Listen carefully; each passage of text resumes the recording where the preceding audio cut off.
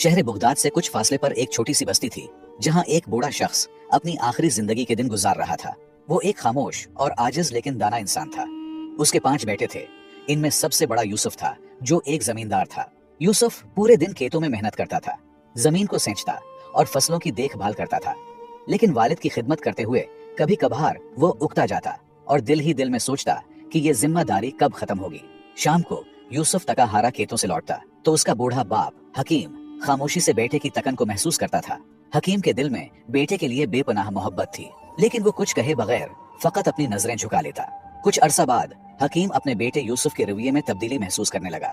वो जानता था कि यूसुफ अपनी तकन और जिम्मेदारियों के बोझ तले दब चुका है और शायद उसे ये महसूस होने लगा कि बूढ़ा बाप अब उसके लिए एक बोझ बन गया है। यूसुफ का रूठा रवैया उसके वालिद को परेशान करने लगा। वो अपनी जिंदगी के आखिरी अय्याम सुकून से गुजारना चाहता था, लेकिन यूसुफ की बेरुखी ने उसे गमगीन कर दिया। कुछ अरसा बाद हकीम ने यूसुफ को करीब बुलाया और कहा, बेटा, मुझे मालूम है कि तुम पर बोझ बढ़ गया है। फिक्र न करो, मैं ज्यादा दिन तुम्हारे साथ नहीं रहूंगा। 2-3 दिन बाद मैं दूसरे बेटे के पास चला जाऊंगा। तुम अपने काम और जिंदगी पर ध्यान दो, मेरे लिए परेशान ना होना। यूसुफ ये सुनकर कुछ देर खामोश रहा। दिल में निदामत की हल्की सी लहर उठी, मगर उसके लबों पर कोई सख्त या रोकने वाले अल्फाज न आए। कुछ दिन गुजारने के बाद बूढ़ा हकीम यूसुफ के घर से निकलकर दूसरे बेटे फारूक के पास चला गया, जो एक कामयाब ताजिर था और माल व दौलत की कमी न थी। बूढ़ा बाप फारूक के घर रहने लगा, लेकिन फारूक का रवैया भी काबिल अफसोस था। फारूक के लिए कारोबार की मसरूफियत ज्यादा अहम थी, जबकि उसकी बीवी सुसर को हमेशा नजर अंदाज करती और उनसे बात करने की जहमत भी न उठाती। हकीम दिन भर खामोशी से एक कोने में बैठा रहता, दिल में अपने बेटों की बदलती हुई मोहब्बत का गम लिए, मगर अपनी तकलीफ को कभी जुबान पर न लाता। बूढ़े हकीम का वक्त गमों के साथ गुजर रहा था। एक दिन फारूक ने अपने बीवी के बातों में आकर वालिद से कहा, बाबा, आपको मेरे साथ कारोबार में मदद करनी चाहिए ताकि आपकी मौजूदगी का मुझे भी कुछ फायदा हो। ये सुनकर बूढ़ा हकीम खामोश रहा। उसकी झुकी हुई कमर, कमजोर हाथ और तका हुआ जिस्म इस बात की गवाही दे रहे थे कि वो अब किसी भी मेहनत के काबिल नहीं रहा। लेकिन उसने अपने बेटे की बात का बुरा नहीं मनाया, क्योंकि वो जानता था कि फारूक उसे सिर्फ जिम्मेदारी के पैमाने से देख रहा है, मोहब्बत के नहीं। सारी रात बूढ़े बाप की कांसी और दर्द भरी फरियाद से तंग होकर फारूक की बीवी ने कहा, ये बूढ़ा इंसान हमें मजीद परेशान कर रहा है। इनके और भी बच्चे तो है, वहां जाकर भी तो जिंदगी गुजार सकता है। फारूक भी एक कम ज़र्फ आदमी था। उसने अपने बूढ़े बाप से कहा, बाबा, अगर आप तंग हो तो कोई बात नहीं, चाहे तो दूसरे बेटे के पास चले जाएं, वहां आप सुकून से रहेंगे। आपके इलाज के लिए मैं पैसे भी दे दूंगा, फिक्र न करें। इन अल्फाज ने हकीम की इज्जत नफ्स पर एक और जख्म लगाया। फारूक ने मोहब्बत और तवज्जो की बजाय सिर्फ एक माकूल हल की बात की, जैसे बूढ़े वालिद की मौजूदगी का कोई एहसास न था, सिर्फ एक जिम्मेदारी का बोझ था जिसे उठाना पड़ा। बूढ़ा हकीम फारूक के हाथ से निकलकर तीसरे बेटे उस्मान के पास चला गया। उस्मान एक मेहनती किसान था और अपनी जमीनों पर काम करता था। उसने अपने वालिद का एहतराम किया, लेकिन उसके पास भी ज्यादा वक्त नहीं था। वो दिन भर खेतों में मसरूफ रहता और शाम को घर आकर बीवी बच्चों के साथ वक्त गुजारता। बूढ़े वालिद की बीमारी और दिल की गहरी उदासी पर उसका ध्यान कभी नहीं गया। उस्मान जब सुबह काम पर जाता तो उसकी बीवी हमेशा अपने बच्चों को सुसर के पास बिठाकर उनसे खेलने को कहती। बूढ़ा हकीम, जो बीमारियों और कमजोरी से कांप रहा था, ये मंजर देखकर दिल में शदीद गम का शिकार हो जाता। उस्मान के घर में वालिद की हालत मजीद खराब होती गई और आखिरकार वो वहां से भी चला गया। इस बार उसने छोटे बेटे अहमद के यहाँ जाने का फैसला किया। अहमद, जो कि एक धोखाबाज और लालची इंसान था, अपने वालिद को इस्तकबाल करने के लिए बहुत खुश था। अहमद की खुशी महज लालच के बायस थी, न कि अपने वालिद से मोहब्बत के। अहमद ने अपने वालिद को इज्जत दी और कहा, बाबा, आपको यहाँ रहने में कोई तकलीफ नहीं होगी। वक्त के साथ साथ अहमद को पता चला कि बूढ़े बाप के पास कोई माल दौलत नहीं है, तो उन्होंने भी बाप को नजरअंदाज करना शुरू कर दिया। अहमद की बीवी ने अपने सुसर को एक बोझ समझकर उसकी कोई खिदमत नहीं की, बल्कि उल्टा तकलीफ दी। वो हमेशा शिकायत करती रहती और बूढ़े को अपने कामों में रुकावट समझती। लेकिन बीवी की क्या कसूर, जबकि अपने बेटे रूठ चुके थे। अहमद भी अपने कारोबारी उमूर में इतना मग्न हो गया था कि उसने अपने वालिद की हालत पर कोई ध्यान नहीं दिया।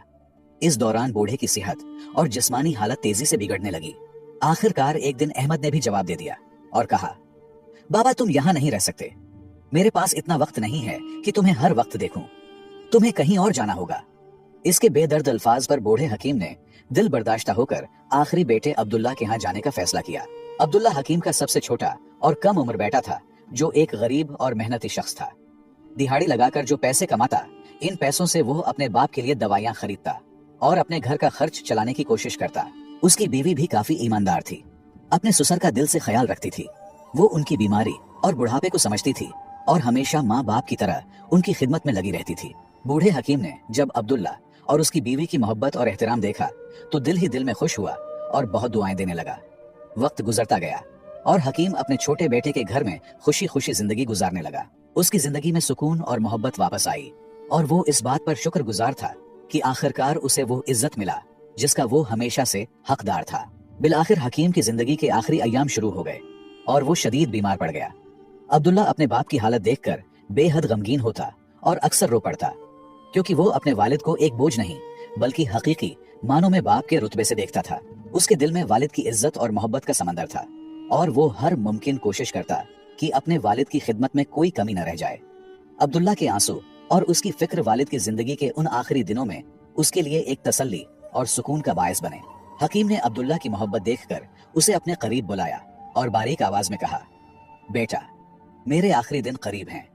मेरी सांसें अब गिनती की रह गई हैं, लेकिन अल्लाह तुम्हें हमेशा खुश और आबाद रखे। जिस तरह तुमने मेरी खिदमत की और मेरा दिल जीता। अब्दुल्ला ने गमगीन लहजे में जवाब दिया, बाबा, अल्लाह ना करे कि आप हमें छोड़कर चले जाएं। आपके बगैर हम कैसे जी सकेंगे। हकीम ने मुस्कुराते हुए कहा, बेटा, ये तो हक का रास्ता है। हर शय को फना होना है। मुझे भी अपने खालिक हकीकी के पास जाना होगा। अब्दुल्ला ने गमगीन लहजे में कहा, बाबा, क्या आप मुझसे खुश हैं? मैं वो खिदमत नहीं कर सका जिसके आप हकदार थे। मेरी बीवी भी कम अकल है, लेकिन अगर आपके दिल में कोई गिला शिकवा है तो हमें जरूर बताएं और अपना गम हल्का कीजिए। हकीम ने गहरी सांस ली और अब्दुल्ला को कहा, बेटा, एक आखिरी बात है जो मैं तुमसे कहना चाहता हूँ और यह एक बड़ी अमानत है। मैंने अपनी जिंदगी में तुम पांचों बेटों का इम्तिहान लिया, लेकिन इस आजमाइश में सिर्फ तुम कामयाब हुए। बेटा, मेरे मरने के बाद तुम बगदाद की फलां गली में जाबिर नाम के एक बूढ़े शख्स के पास जाओ। उसे मेरा नाम लेकर कहना कि हकीम वफात पा चुका है और वो अमानत जो मैंने उसके पास रखी थी वो तुम्हें दे दे। हकीम ने अब्दुल्ला के कंधे पर हाथ रखकर कहा, जो अमानत दे वो तुम्हारे लिए है। उसे अपने बीवी बच्चों की जिंदगी बेहतर बनाने के लिए इस्तेमाल करना। ये मेरा तुम्हारे लिए आखिरी तोहफा होगा और याद रखना, बाकी भाइयों को कुछ भी न देना। और बिलाखिर हकीम इस दुनिया से रुखसत हो गया। हकीम की वफात का गम अब्दुल्ला के दिल पर बिजली बनकर गिरा। उसकी आंखें आंसुओं से भरी हुई थीं और दिल में एक बेपनाह खालीपन था। उसकी बीवी भी शिद्दती गम से रोने लगी, क्योंकि उसने हकीम की खिदमत दिल से की थी और उनका एहतराम किया था। अब्दुल्ला ने खुद पर काबू पाते हुए अपने भाइयों को खबर दी और उन्हें जनाजे में शिरकत की दावत दी। सब भाई जो कभी अपने वालिद को बोझ समझते थे अब जनाजे में शरीक हो गए। अब्दुल्ला, जो हमेशा ईमानदारी और मोहब्बत का पैकर रहा, ने भाइयों से कहा, बाबा जान ने मुझे एक अमानत सौंपी थी। मुझे यकीन है कि वो कोई कीमती खजाना होगा, लेकिन इसमें सब भाइयों का हक है। हालांकि बाबा ने उसे सिर्फ मेरे लिए वसीयत की थी। भाई, जो दिल में कहीं ना कहीं लालच रखते थे, फौरन बोले, अब्दुल्ला, जाओ और अमानत ले आओ, फिर उसे हम पांचों भाइयों में तकसीम कर देना ताकि सबको बराबर हिस्सा मिले। अब्दुल्ला ने ठीक वैसा ही किया जैसा उसने कहा था। वो बगदाद जाकर अमानत ले आया। जब उसने संदूक खोला तो वो हैरत में पड़ गया। संदूक में बगदाद के मशहूर बाजार के कई कीमती दुकानों के कागजात, जवाहरात जो उसकी माँ के थे और बहुत सी अशरफियां मौजूद थीं। अब्दुल्ला ने अपनी दियानतदारी का सबूत देते हुए सब भाइयों को उनका हक दिया और खुद अपने हिस्से पर किनायत की। जिंदगी एक बार फिर बाप के साए के बगैर चलने लगी, लेकिन वक्त ने जल्द ही अपनी हकीकत दिखा दी। चंद माह बाद बड़े भाइयों में से एक अपने कारोबार में बुरी तरह फंस गया। गैर जिम्मेदारी और गलत फैसलों के बायस वो कर्ज में डूबता चला गया। हालात इस कदर खराब हो गए कि उसे अपना घर तक बेचना पड़ा। दूसरा भाई, जो कभी ऐश व इशरत की जिंदगी गुजारने का आदी था, एक दिन चोरी में मुलव्विस पाया गया।